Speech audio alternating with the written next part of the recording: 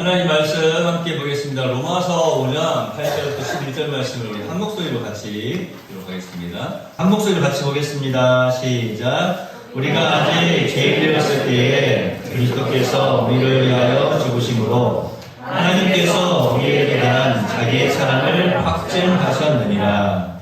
그러면 이제 우리가 그의 피로 말미암아 의롭다 하심을 받았으니 더욱 그로 말미암아 진노하심에서 구원을 받을 것이니 곧 우리가 원수 되었을 때에 그의 아들의 죽으심으로 말미암아 하나님과 화목하게 되었은즉 화목하게 된 자로서는 더욱 그의 사랑하심으로 말미암아 구원을 받을 것이니라.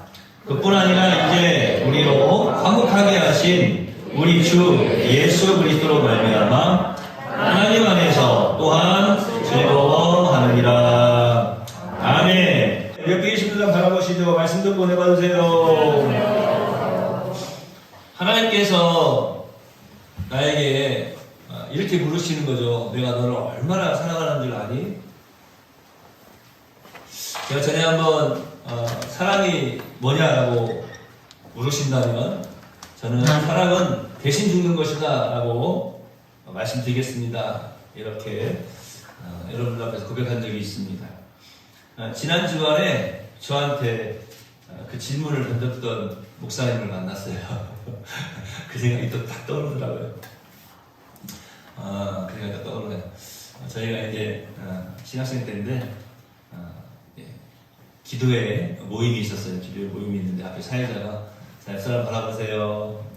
사랑합니다. 고백합시다. 제가 선배님이니까 형님 사랑합니다. 그랬더니 그분이 뭐라고 했다고요? 저한테 딱 그러시는 거예요. 너 나이에 죽을 수 있어? 그래서 제가 그랬어요. 미쳤는가 봐. 그랬더니 저는 몰랐는데 그 이야기를 하랬더니 그 뒤에 기도회 하는데 제 아내도 뒤에 있더라고요. 그래서 봤대요. 자기도. 제가 그래서 그때 참 저는 깨달았어요. 그렇구나. 대신 죽는 것이 사랑이구나. 그보다 더 큰 사랑이 어디 있을까? 옆에 계신 분 바라보세요. 오늘 가족들끼리도 안 되시는데 눈도 한 많이 쳐주시고 사랑합니다. 그래서 건강하시고 행복하세요. 예수님의 이름으로 축복합니다. 할렐루야. 너무나 놀라운 축복이고 너무나 놀라운 사랑 고백이에요. 나를 위해서 대신 죽어주겠다는데 나도 대신 죽어줄 수 있지 않겠습니까? 나를 위해서 대신 죽어줄 수 있다는데 내가 뭘 못하겠어요? 뭘 못해주겠어요? 하나님께서 나 대신에 예수님을 십자가에 못 박으셨어요. 그래서 나를 향하신 하나님의 사랑을 너무나도 분명하게 확실하게 증명해 보여주셨습니다. 자기 아들을 아끼지 아니하시고 우리 모든 사람을 위하여 내어주신 이가 어찌 그 아들과 함께 모든 것을 우리에게 은사로 주지 아니하시겠느냐. 또 우리가 지난 시간에 함께 살펴본 것처럼 요한복음 3장 16절에 보니까 하나님이 세상을 이처럼 사랑하사 독생자를 주셨으니 그랬어요. 여기서 이 내어주신 주셨으니라고 하는 말은 그냥 이 땅에만 보내주셨다라고 하는 말이 아니라 죽음을 암시하고 있다라고 말씀드리지 않았습니까? 생명을 내어주신 거예요. 그러니까 하나님께서 우리가 잘 알고 있는 것처럼 독생자 예수야 네가 저 사람들에게 가서 죽게 되겠으면 죽고 또 안 죽어도 되겠으면 그냥 죽지 말고 올라와 그러신 게 아니라고요. 이 땅에 보내주실 때에는 이미 목숨을 내어주신 생명을 내어주신 그래서 주셨으니 내어주시라고 하는 그 단어 속에는 이미 그 생명을 내어주신 거예요. 죽음을 암시하고 있는 거예요. 이렇게 생명까지 내어주시니까 예수님 안에 살아가는 우리들에게 무엇인들 내어주시지 않겠느냐라고 하는 거예요. 어떤 은사인들 허락해 주시지 않겠느냐라고 하는 거예요. 하나님의 사랑은 이처럼 놀라운 사랑입니다. 복음은 하나님의 사랑입니다. 오늘 이제 마지막 시간으로 제가 이 말씀을 전해드리려고 하는데 여러분 마음에 좀 깊이 새기시기 바랍니다. 내가 예수님을 믿을 수 있다고 하는 것, 예수님을 내가 구주 영접할 수 있다고 하는 것은 하나님의 사랑 때문입니다. 이 놀라운 사랑을 내가 받은 거예요.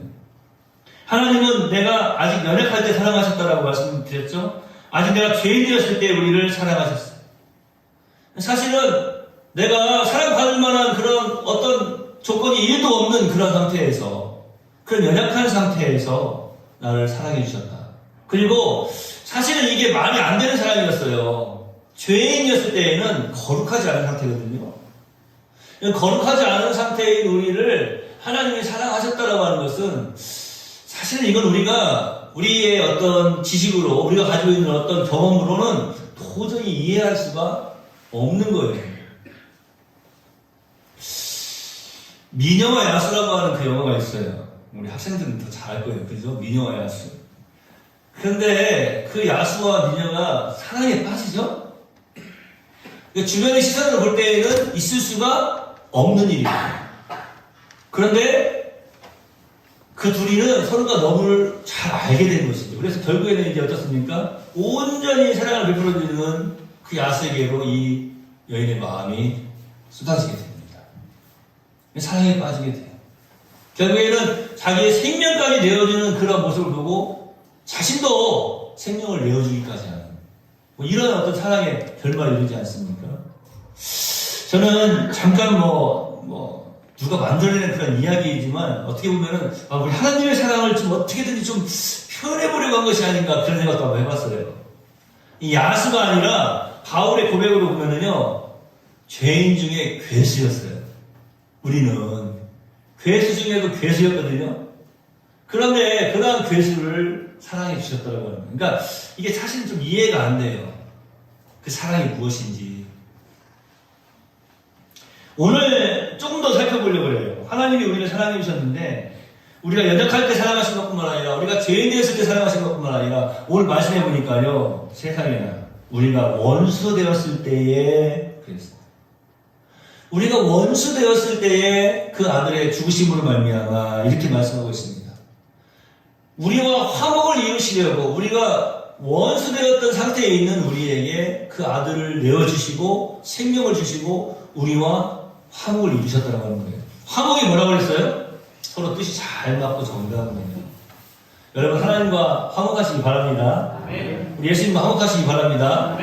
서로 뜻이 잘 맞고 정당함을 이루기 위해서 예수님을 내어주셨어요. 제가 개인적으로 우리 성도들 위해서 기도하는 기도 내용 가운데 하나가 이 화목이라고 하는 제목입니다. 화목. 발음도 힘들어요. 헬라어로 보면 에이레네인데 이 에이레네라고 하는 이 화목이라고 하는 말이 우리 한글로 너무나 잘 해석이 되어진 것 같아요. 번역이 되어지고.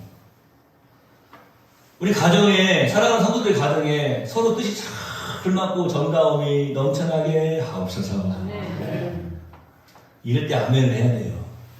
그래야 화목할 수 없는 가정도 화목하게 해주시는 거예요.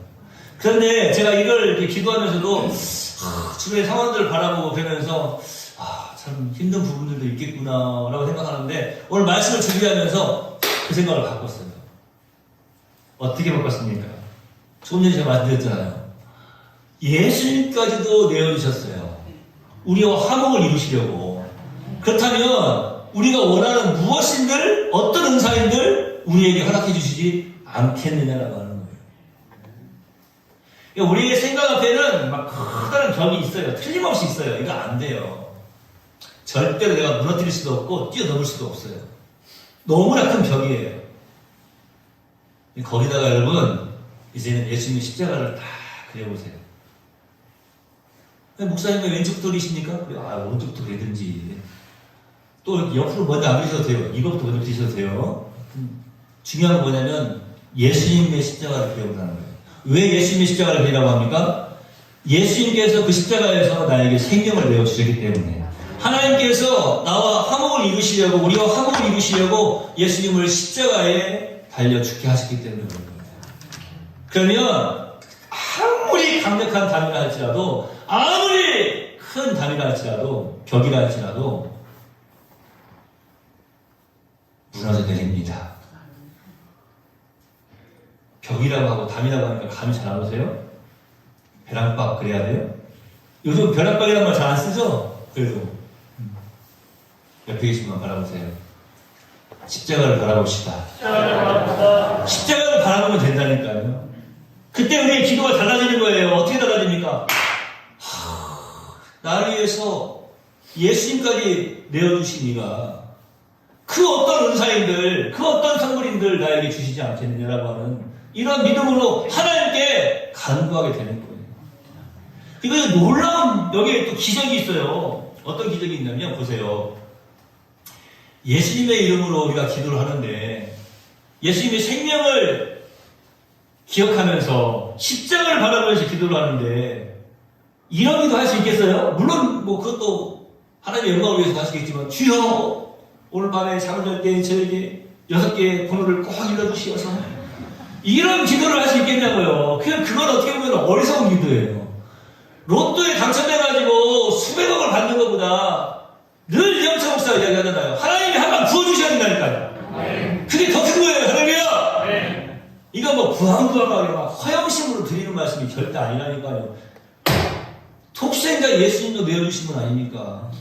그러니까 우리가 십자가를 바라보면서 예수님의 이름으로 기도를 하고 예수님의 이름으로 간구하면요, 하나님이 말할 수 없는 신령한 은사를 우리에게 허락해 주시는 거예요. 여러분 어떤 은사가 필요하십니까? 어떤 선물이 필요하십니까? 여러분 마음에 있는 소망이 무엇입니까? 예수님을 나에게 내어주신 분이시라면 그 어떤 것이라도 내어주시지 않겠어요? 그분이 바로 하나님이십니다. 우리와 화목을 이루시려고 서로 뜻이 잘 받고 정답게 하시려고 내가 원수 되었을 때에 그 아들의 죽으심으로 말미암아 우리가 하나님으로 더불어 화목되었다라고 말씀하고 있어요.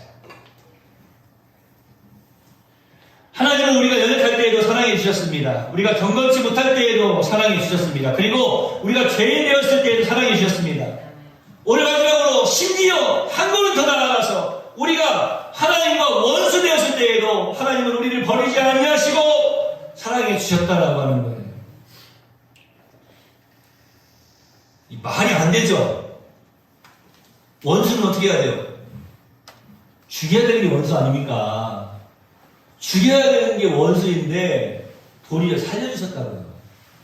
그러니까요, 예수님께서 말씀하신 것처럼 원수까지도 사랑하라라는 이 말씀이, 하나님 말씀에 원수까지도 사랑하라는 이 말씀이 다른 말씀이 아니에요. 우리가 이해할 수 없는 말씀이거든요. 그러니까 하나님이 오늘 우리가 이해하려면 이걸 이렇게 우리가 해석을 해야 돼요. 하나님이 원수인 나까지도 사랑해 주셨다고 하는 거예요. 그것도 어떻게 사랑하신다면 가장 큰 사랑으로, 하나밖에 없는 독생자를 주시는 사랑으로 나를 사랑해 주셨다고요.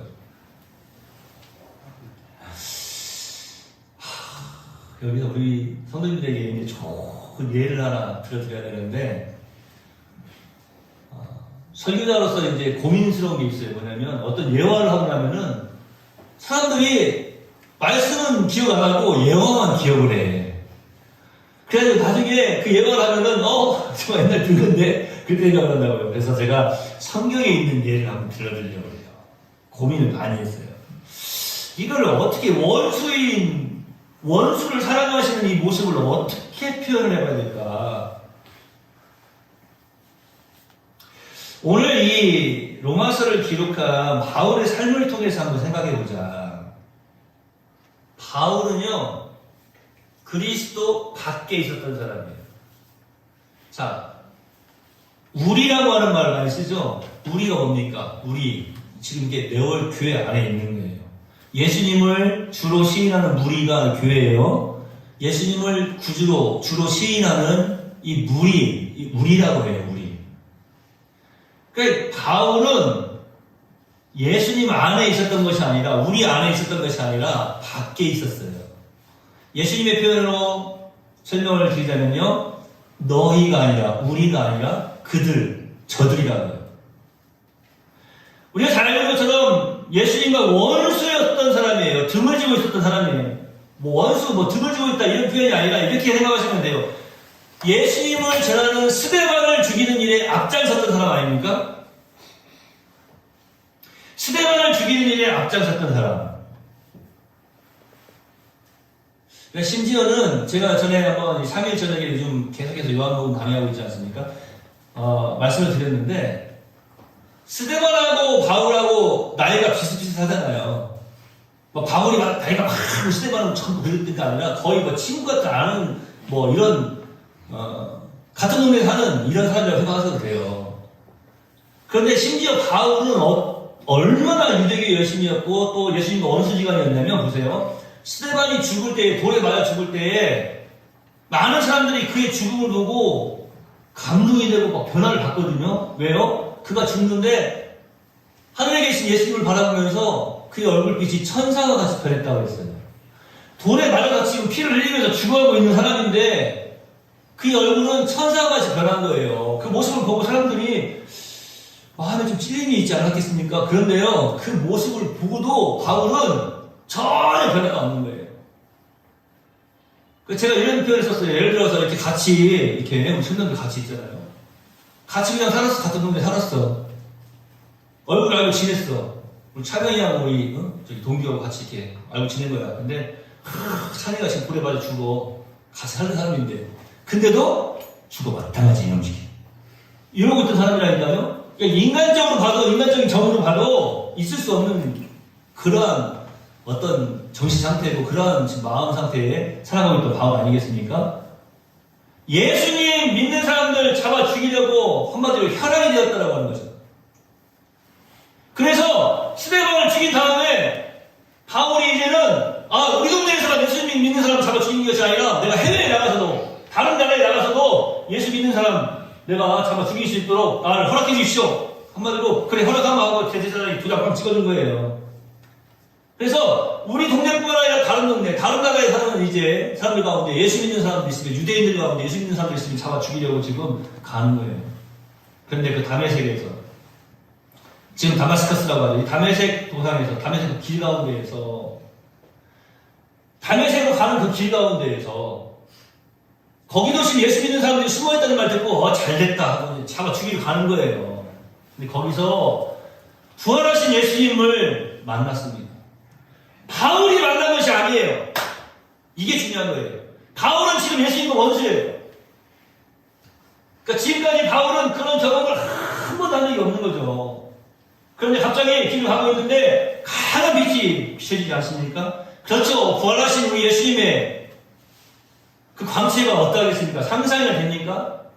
여러분, 제가 늘 말씀드리지만 사실은 이 모든 것은 어떤 빛이 나고 이런 것들은 반사체라고 이렇게 표현을 하면 되겠어요. 그러면 우리 예수님은 그냥 자체 발광 이렇게 생각하시면 되겠어요.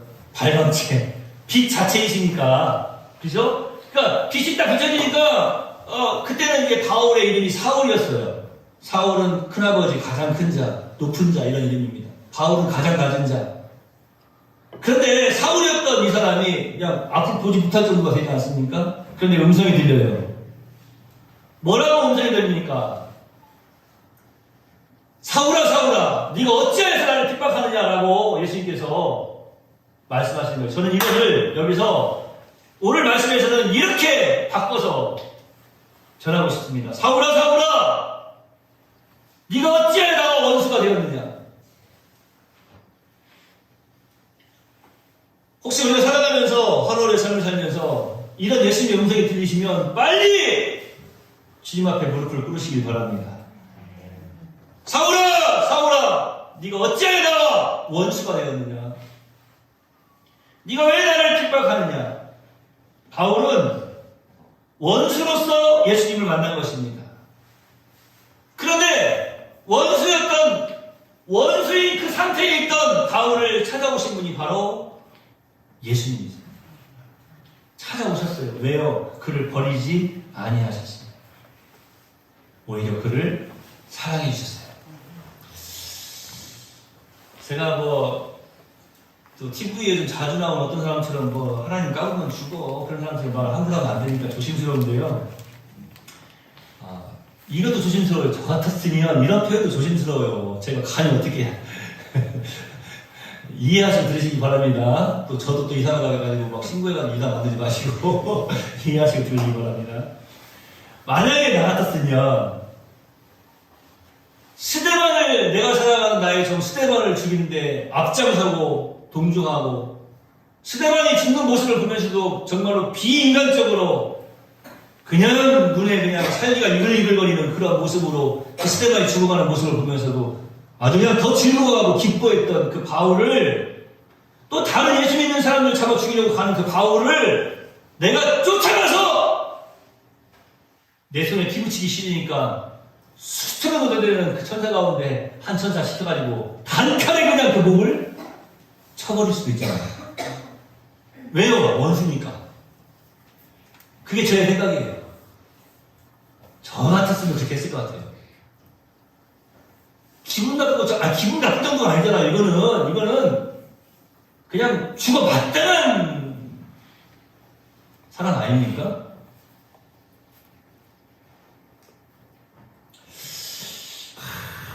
이런 생각을 하다가 제가 회개를 했어요. 어떤 생각을 했냐면, 우리도 마찬가지구나. 나도 마찬가지구나. 과거에, 아니, 지금도 너무나 무능한 거예요. 경건치 못한 거예요. 벌써 생각 자체도, 하나님이 그런 사랑을 베풀어 주셨네. 이걸 어떻게 원수가 살아가는 하나님의 사랑을 내고 어떻게 하나님의 뜻을 조금이라도 알아챌 수 있을까? 어떻게 배울 수 있을까? 어떻게 실천할 수 있을까? 그 생각하는 게 아니라 나 같으면 가가지고 그냥 칼로 그냥 그냥 다음번에는 이런 생각을 하고 있는 거 아니에요? TV를 봤어요. 여러분 TV 볼 때 요즘 뭐 별의별 사건들이 다 나오죠? 그 모습 보시면서 어떤 생각 드세요? 지금도 혹시라도 그 모습 보시면 아이고 죽어 마땅하지. 지난주에 우리 이제 동기 목사님도 만났어요. 목양이가 있어서 만났는데 어떤 분이 뭐라고 말하냐면 그렇게 이야기해요. 그 봤지 목사? 그 강남에서 그 납치 살해했거든. 봤지? 예. 아이고 얼마나 못된 짓을 했으면 그렇게 사람들이 잡아다 죽였겠어. 이렇게 말씀하시는데 제가 너무 가슴이 아프더라고요. 그렇게 생각하실 수도 있겠구나. 여러분도 혹시 그렇게 생각 안 하셨어요? 죽어 마땅한 짓을 했으니까 그렇게 납치돼가지고 그렇게 죽은 거 아니야? 이런 생각 안 하셨어요? 너무나 마음이 아프더라고요. 60대 아저씨가 대낮에 술을 드시고 음주운전을 해가지고 이제 9살, 10살밖에 안 된 여자 어린이가 바로 옆에 동네 대전에서 치워서 죽었어요. 너무나 안타까운 일 아닙니까? 물이 아니었으면 어떻게 됐을 것 같아요? 너무 안타까운 일이에요. 그 사람 구속됐다 그러니까 어때요? 그래, 당연히 구속돼야지. 이렇게 생각하십니까? 물론 죄인이에요. 그런데 그들을 바라보면서 하나님께서 원하시는 것은, 우리가 그들을 바라보는 그 모습을 하나님께서 원하시는 모습으로도, 하나님께서 원하시는 것은 무엇이겠습니까? 참 죽어 마땅해. 그래, 죽어야 돼. 사형시켜라. 더 끔찍하게 그냥 고통도 주어라. 이렇게 하기를 원하고 계시겠느냐라고 하는 거예요. 똑같이 우리가 범죄하고 똑같은 심정이 되고 똑같은 그러한 상태가 되지 말자라고 하는 것은, 제가 말씀드리려고 하는 것은 그것입니다. 나도 무능했음을 깨달아야 됩니다. 경건치 못했음을 깨달아야 됩니다. 심지어는 하나님과 원수되었던 우리였다라고 하는 것을 깨달으시기 바랍니다. 그래야 이런 기도가 나오지 않겠어요. 하나님, 이 땅에서 저런 악한 영향력들이 행사되지 않도록 주의 은혜로 함께하여 주옵소서. 제가 보니까 그 어린아이도 예수님 믿는 예수님의 어린이더라고요. 얼마나 안타까워요. 말라오니 성도님들은 항상 저 길 앞에 있으면 어린이들이 뛰어내려갈 때 절대로 뛰어내려가지 못하게 잘 잡으시기 바랍니다. 옆에 있으면 다시 한번 알아보세요. 우리의 모습입니다. 연약하고 무능하고 나약한, 심지어는 원수되었던 모습이에요. 그러니까 당연히 죽어야 돼요. 당연히 마땅히 원수이니까 내가 지금 죽임을 당해야 되는 거 아니겠습니까? 그럼에도 불구하고 하나님이 나를 버리지 않으시고 우리를 버리지 않으시고 사랑해 주셨다라고 하는 거예요. 하나님이 나를 사랑해 주셨다라고 하는 것은 뭐냐면, 그 아들 예수님의 죽으심을 말미암아서 하나님과 화목하게 되었다. 이 화목을 이루었다고 하는 건 뭐냐면, 아까는 우리 밖에 있다고 그랬잖아요. 근데 이제 이게 자리가 이동이 된 거예요. 신분이 변화가 된 거예요. 우리의 상태도 변화가 된 거예요. 자리가 이동이 된 거예요. 신분이 변화가 되었고 우리의 상태도 변화가 되었어요. 우리의 생각도 변화가 되고 우리의 삶도 변화가 되는 거예요. 그게 바로 이 하나님의 사랑으로 말미암는 것입니다. 그런데 이제 이거예요. 자꾸 우리가 원수되었던 나를 사랑해 주시고 나와 화목을 이루시고 계신 하나님이신데 자꾸 고개를 이렇게 돌리는 거예요. 저렇게 자꾸 저쪽으로. 자꾸 우리가 믿음이 없는 생각으로 자꾸 고개를 돌리고 자꾸 발을 이렇게 그쪽으로 이렇게 다시 가려고 하는 것이죠. 바울도 그랬어요. 바울도 뭐라고 말합니까? 오라 나는 곤고한 사람이로다. 이 사망의 몸에서 누가 나를 감해낼꼬 라고 고백하지 않습니까? 우리가 어떻게 하면 하나님의 사랑을 다시 느낄 수 있고 회복할 수 있겠습니까? 오늘 이 로마서 본문은 우리에게 하나님의 사랑을 이렇게 분명하게 말씀해 주고 계시지 않습니까? 우리가 아직 연약할 때에 나를 사랑해 주셨다. 혹시라도 이런 부끄러움이라면 하나님께서 귀엽게 받으실 거예요. 나 같은 죄인이 어떻게 하나님께 간구할 수 있어? 나 같은 죄인이 어떻게 하나님께 나아갈 수 있어? 하나님 죄송합니다. 이런 부끄러움이라면 하나님이 귀엽게 봐주시지 않겠어요? 그런데 그러지도 못하고 그걸 알지도 못하고 깨닫지도 못하고 살아간다면 우리 하나님 좀 답답하시지 않겠어요? 내가 아직 연약할 때 나를 사랑하셨어요. 내가 아직 죄인 되었을 때 나를 사랑하셨어요. 우리가 원수 되었을 때에 나를 사랑하셨습니다. 사랑하시는 성도 여러분, 제가 오늘 이 하나님의 사랑을 어떻게 다 여러분에게 표현할 수 있겠습니까? 우리가 하는 찬송처럼 하늘을 두루마리 삼고 바다를 먹물 삼는 자들 이 하나님의 사랑을 다 기록할 수 있겠습니까? 다 전할 수 있겠습니까? 우리는 믿음으로 말미암아 의롭다 하심을 받았습니다. 하나님의 자녀가 되었습니다. 이제는 자녀 이전의 그 고아된 삶을 자꾸 바라보지 말라고요. 좀 하나님 사랑해 주시면 자신감을 가지고 당당하게 살아가십시오. 나는 하나님의 사람이다. 나는 하나님의 자녀다. 우리의 삶의 신분의 모습이 변화가 되었다니까요. 옮겨주신 거예요. 사망에서 옮겨서 생명으로 우리를 옮겨주시지 않았습니까? 물론 우리는 아직도 부족합니다. 때로는 넘어질 수밖에 없어요. 실수도 해요. 쓰러지기도 합니다. 연약하기 때문입니다. 그럼에도 불구하고 우리는 하나님의 말씀대로 하나님의 뜻대로 살아가려고 애쓰고 있는 것이 사실 아닙니까? 그러니 왜 하나님이 우리를 사랑해 주시지 않겠습니까? 그나마 연약하지만 부족하지만 자꾸 하나님께 나아가는 거예요. 하나님과 화목을 이루기 위해서 노력하는 거예요. 하나씩 하나씩. 이럴 때 하나님께서 더 큰 은혜와 능력으로 함께 하실 줄로 믿습니다. 우리가 죄인 되었을 때에 하나님은 우리를 사랑하여 주셨습니다.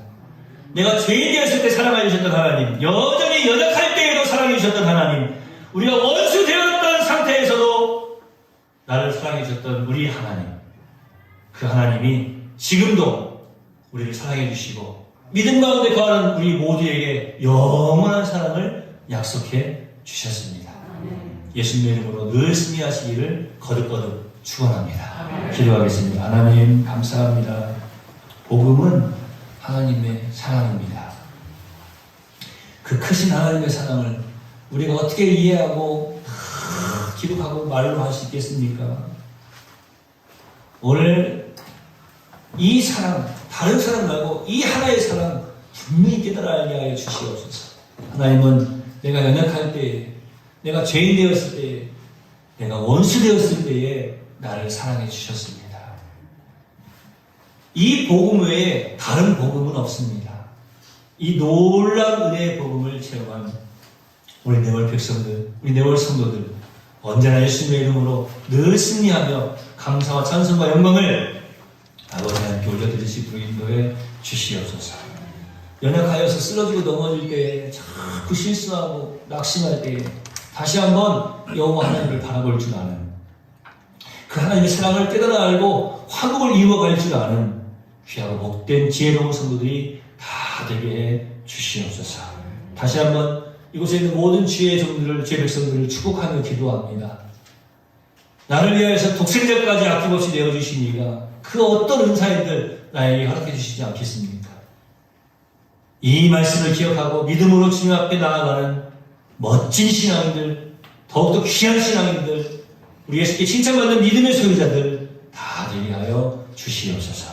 예수님의 이름으로 거룩하신 아버지 앞에 축복하며 기도하옵나이다. 아멘.